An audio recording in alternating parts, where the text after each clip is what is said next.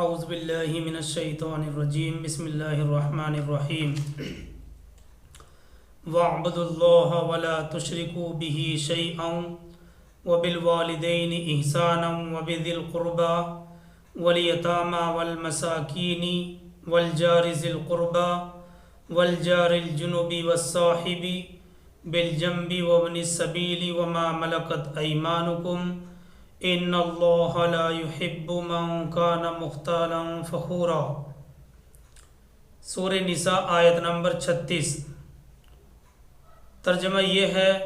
وَاعْبُدُوا اللَّهَ وَلَا تُشْرِكُوا بِهِ شَيْئًا، اور اللہ ہی کی بندگی کرو اور کسی چیز کو بھی اس کے ساتھ شریک نہ ٹھہراؤ۔ وَبِالْوَالِدَيْنِ إِحْسَانًا، اور والدین کے ساتھ اچھا سلوک کرو، اور رشتہ داروں، یتیموں اور محتاجوں کے ساتھ، اور رشتہ دار پڑوسی اور اجنبی پڑوسی کے ساتھ، والصاحب بالجنب وابن السبیل، اور ہم نشین ساتھی اور مسافر کے ساتھ، وما ملکت ایمانکم، اور غلام اور باندی جو تمہاری ملکیت میں ہو۔ ان اللہ لا يحب من کان مختالا فخورا، اللہ بالکل پسند نہیں کرتا ان لوگوں کو جو شیخی خور اور اکڑنے والے ہوں۔ اس سے پہلی آیت میں یعنی آیت نمبر 35 میں بیان کیا گیا تھا کہ اگر تم کو میاں بیوی کے درمیان جدائیگی کا اندیشہ ہو تو ایک انصاف کرنے والا مرد کے خاندان سے مقرر کر لو اور ایک انصاف کرنے والا عورت کے خاندان سے مقرر کر لو۔ اگر یہ دونوں اصلاح کرنی چاہیں گے تو اللہ تعالیٰ ان کے درمیان راستہ موافقت کا پیدا فرما دے گا۔ یہ آیت اس وقت آپ کے سامنے آیت نمبر 36 ہے، اور اس آیت کریمہ کا ترجمہ یہ ہے اللہ ہی کی بندگی کرو اور کسی چیز کو بھی اس کے ساتھ شریک نہ ٹھہراؤ، والدین کے ساتھ اچھا سلوک کرو، رشتہ داروں، یتیموں اور محتاجوں کے ساتھ، اور رشتہ دار پڑوسیوں کے ساتھ اور اجنبی پڑوسیوں کے ساتھ، والصاحب بالجنب وابن السبیل، اور ہم نشین ساتھی اور مسافر کے ساتھ، اور غلام اور باندیوں کے ساتھ۔ بے شک اللہ بالکل پسند نہیں کرتا ان لوگوں کو جو شیخی خور اور اکڑنے والے ہوں۔ دیکھیے اس سے پہلے سورہ بقرہ آیت نمبر 83 میں 83 میں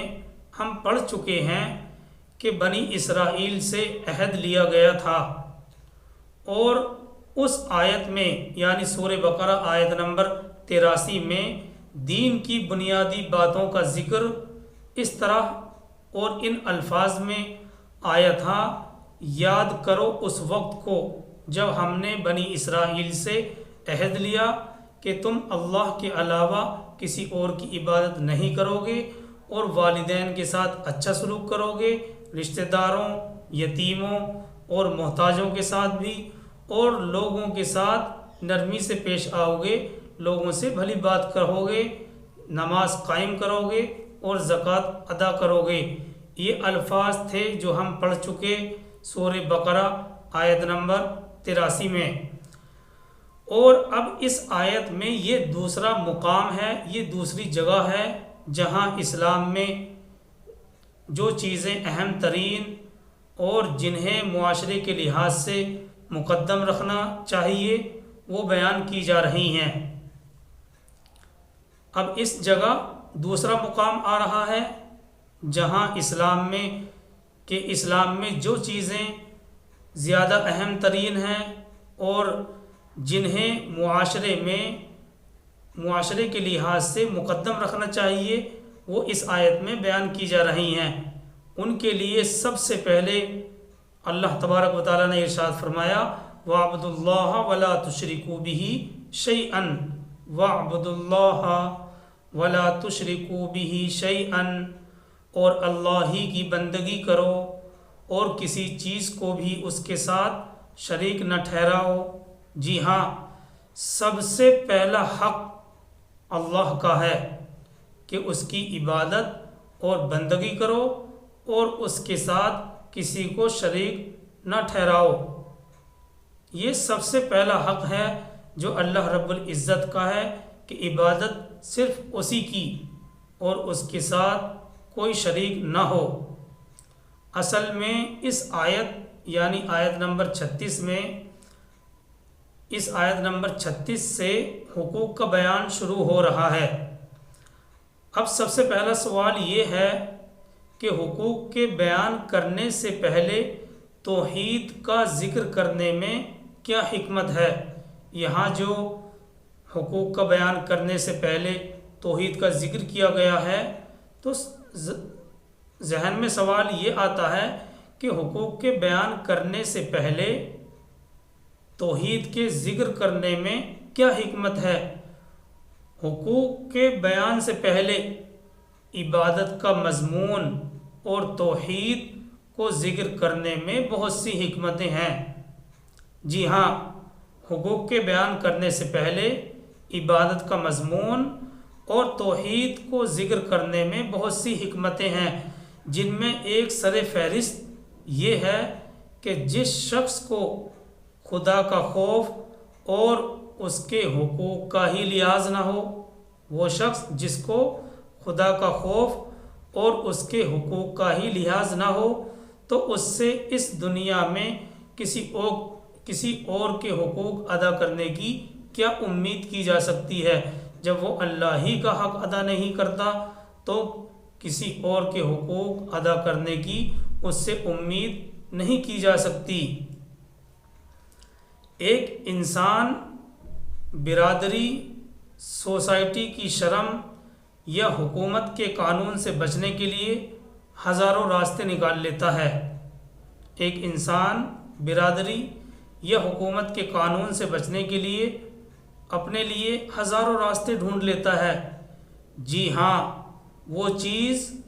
جو انسان کے حقوق ادا کرنے پر مجبور کرتی ہے وہ صرف اور صرف خدا کا خوف اور تقوی ہے، اور یہ خوف اور تقوی صرف توحید ہی کے ذریعے سے حاصل ہوتا ہے۔ دیکھیے، ہم توحید کا لفظ بار بار سنتے ہیں۔ توحید کا مطلب ہوتا ہے اللہ کا ایک ہونا، اللہ کے ایک ہونے کو دل سے مانے، دل سے تسلیم کرے، یہ ہے توحید۔ تو جو چیز انسان کو انسان کے حقوق ادا کرنے پر مجبور کرتی ہے وہ صرف خدا کا خوف اور تقوی ہے، اور یہ خوف اور تقوی صرف توحید ہی کے ذریعے سے حاصل ہوتا ہے۔ اس لیے مختلف تعلقات اور رشتہ داروں کے حقوق کی تفصیل سے پہلے اللہ کی توحید اور اس کی عبادت کا ذکر کرنا، اس کی یاد دہانی کرنا زیادہ مناسب ہے۔ اس لیے اللہ تبارک و تعالیٰ نے توحید کا ذکر پہلے کیا۔ تو جی ہاں، اس میں بہت سی حکمتیں ہیں۔ سب سے بڑی حکمت یہی ہے کہ جو چیز انسان کو انسان کے حقوق ادا کرنے پر مجبور کرتی ہے وہ صرف خدا کا خوف اور تقوی ہے، اور یہ خوف اور تقوی صرف توحید ہی کے ذریعے حاصل ہوتا ہے۔ اس لیے مختلف تعلقات اور رشتہ داروں کے حقوق کی تفصیل سے پہلے اللہ تعالیٰ کی توحید اور اس کی عبادت کی طرف یاد دہانی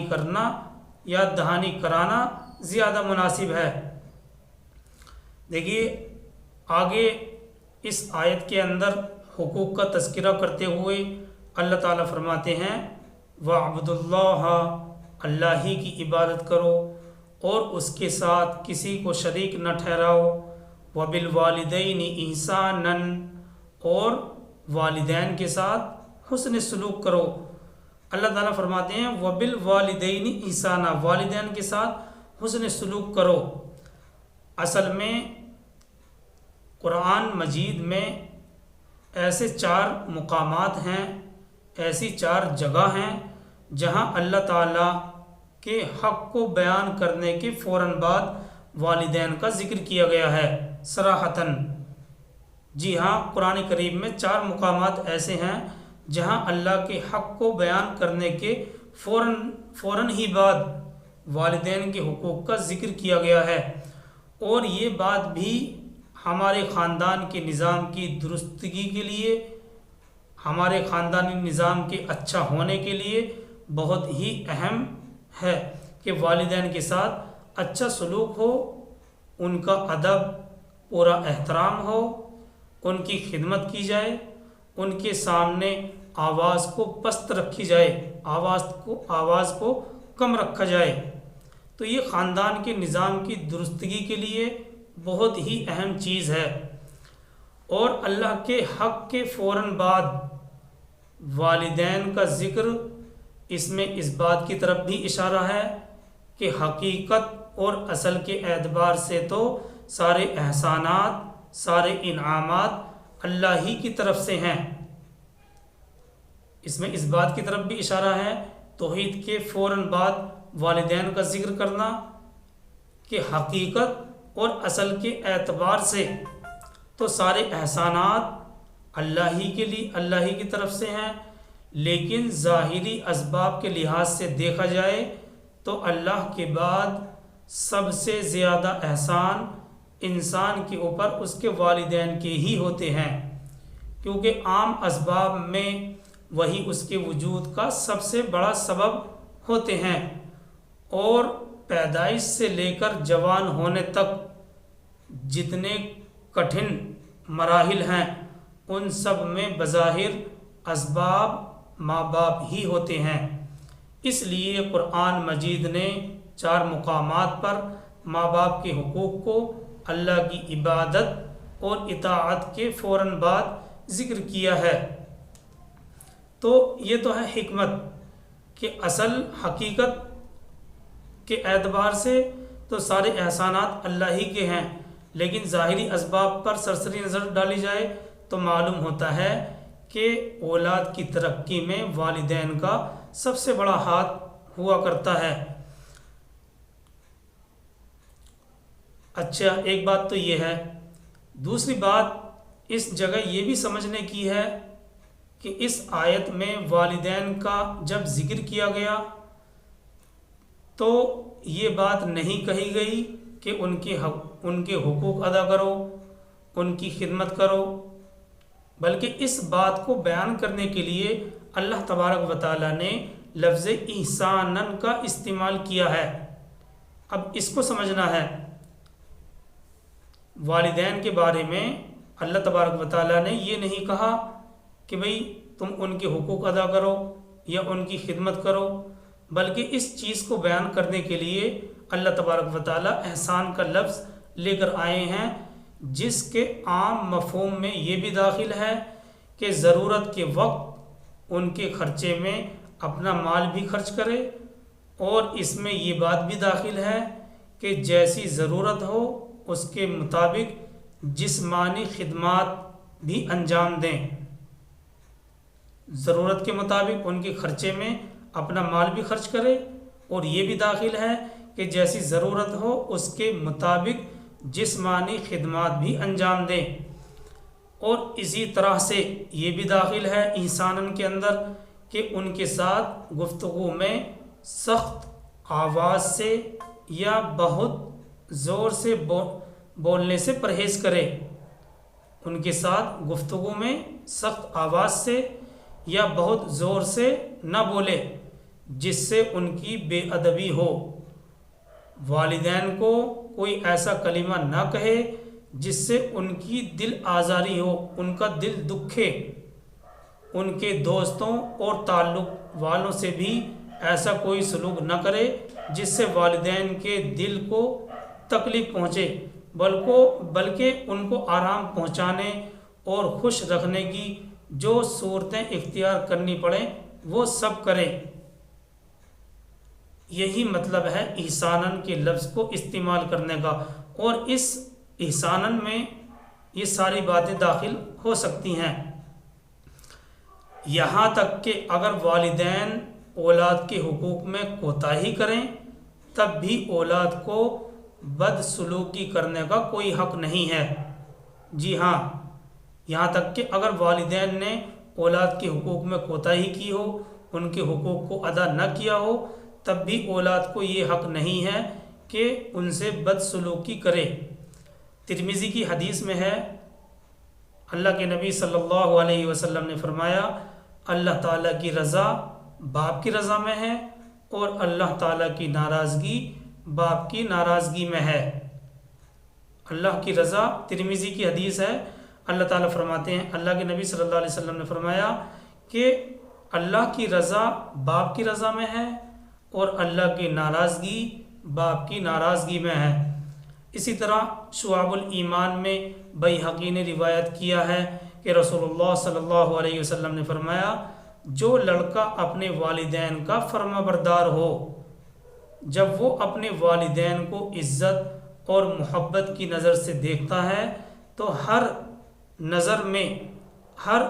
محبت کی نظر سے دیکھنے میں اس کو حج مقبول کا ثواب ملتا ہے۔ جو لڑکا اپنے والدین کا فرما بردار ہو، جب وہ اپنے والدین کو محبت کی نظر سے دیکھتا ہے تو اللہ کے نبی صلی اللہ علیہ وسلم نے فرمایا اس کی ہر نظر کے بدلے میں اس کو حج مقبول کا ثواب ملتا ہے۔ بیہقی کی ایک دوسری روایت میں رسول اللہ صلی اللہ علیہ وسلم کا ارشاد ہے کہ تمام گناہوں کو اللہ تعالیٰ معاف فرما دیتے ہیں، لیکن جو شخص ماں باپ کی نافرمانی کرے، ان کا دل دکھائے، اس کو آخرت سے پہلے ہی دنیا میں طرح طرح کی آفتوں میں مبتلا کر دیا جاتا ہے۔ اللہ تبارک و تعالیٰ اس کو آخرت سے پہلے ہی دنیا میں طرح طرح کی آفتوں میں مبتلا کر دیتے ہیں۔ اور اسی طرح کا ایک عجیب و غریب واقعہ قرطبی نے اپنی متصل سند کے ساتھ حضرت جابر بن عبداللہ رضی اللہ تعالیٰ عنہ سے روایت کیا ہے۔ کیونکہ سند متصل ہے اس لیے ہم اس کو آپ کے سامنے رکھیں گے، اور یہ واقعہ عجیب و غریب ہے اور اصلاح سے تعلق رکھتا ہے۔ حضرت جابر بن عبداللہ رضی اللہ تعالیٰ عنہ سے روایت کیا ہے کہ ایک شخص سرکار دو عالم صلی اللہ علیہ وسلم کی خدمت میں حاضر ہوا اور اس نے یہ شکایت کی کہ میرے باپ نے میرا مال لے لیا ہے۔ آپ نے فرمایا اپنے والد کو بلا کر لاؤ۔ اس وقت فوراً جبرائیل علیہ السلام تشریف لائے اور انہوں نے آ کر رسول اللہ صلی اللہ علیہ وسلم سے کہا کہ اے نبی، جب ان کا باپ آ جائے تو آپ اس سے معلوم کریں کہ وہ کلمات کیا ہیں جو اس نے دل ہی دل میں کہے تھے۔ اس کے کانوں نے بھی انہیں نہیں سنا تھا۔ جب یہ لڑکا اپنے والد کو لے کر پہنچا تو آپ صلی اللہ علیہ وسلم نے اس کے والد سے کہا، کیا بات ہے؟ آپ کا بیٹا آپ کی شکایت کرتا ہے، کیا آپ چاہتے ہیں کہ اس کا مال چھین لیں؟ اس کے والد نے کہا، یہ بات ہرگز نہیں ہے، اور یہ بات آپ اسی سے معلوم کرو، بیٹے ہی سے معلوم کرو کہ میں اس کی پھوپھی، خالہ اور اپنے علاوہ کہاں خرچ کرتا ہوں، کہیں خرچ نہیں کرتا۔ رسول اللہ صلی اللہ علیہ وسلم نے یہ بات سننے کے بعد فرمایا کہ جب حقیقت معلوم ہو گئی تو اب تمہیں کچھ اور کہنے کی ضرورت نہیں۔ اس کے بعد رسول اللہ صلی اللہ علیہ وسلم نے عرض کیا کہ وہ کلمات کیا ہیں جو تم نے اپنے دل ہی دل میں کہے تھے اور تمہارے کانوں نے بھی انہیں نہیں سنا؟ وہ شخص حیرت میں پڑ گیا اور اس نے کہا کہ یا رسول اللہ، ہر معاملے میں اللہ تعالیٰ آپ کے اوپر ہمارے ایمان اور یقین کو اور زیادہ بڑھا دیتا ہے، یعنی کہ وہ کلمات جو میری زبان پر ہی نہیں آئے، صرف دل ہی دل میں انہوں نے گردش کیا ہے، دل ہی دل میں وہ الفاظ گھومے ہیں اور میری زبان سے بھی ادا نہیں ہوئے، میرے کانوں نے بھی نہیں سنے، آپ کو کیسے معلوم ہو گیا؟ تو بہرحال اللہ کے نبی کو تو جبرائیل علیہ السلام نے آ کر بتا دیا تھا اللہ کے حکم سے۔ تو انہوں نے یہ بات کہی کہ اللہ تعالیٰ آپ کے اوپر ہمارا ایمان اور یقین ان باتوں کے ذریعے سے اور بھی بڑھا دیتے ہیں۔ جو بات کسی نے نہیں سنی، یہاں تک کہ میرے کانوں نے خود نے نہیں سنی، آپ کو معلوم ہو گئی۔ پھر اس نے عرض کیا، ہاں اللہ کے نبی، یہ ایک حقیقت ہے، میں نے چند اشعار اپنے دل میں کہے تھے اور جن کو میرے کانوں نے بھی نہیں سنا۔ آپ صلی اللہ علیہ وسلم نے فرمایا تو وہ اشعار، وہ باتیں، وہ کلمات آپ ہمیں سنائیے۔ پھر اس نے وہ چند اشعار سنائے جن کا اردو میں ترجمہ یہ ہے، گویا کہ شکایت کے طور پر دل ہی دل میں یہ الفاظ اس کے دل میں گردش کر رہے تھے۔ ان اشعار کا ترجمہ یہ ہے،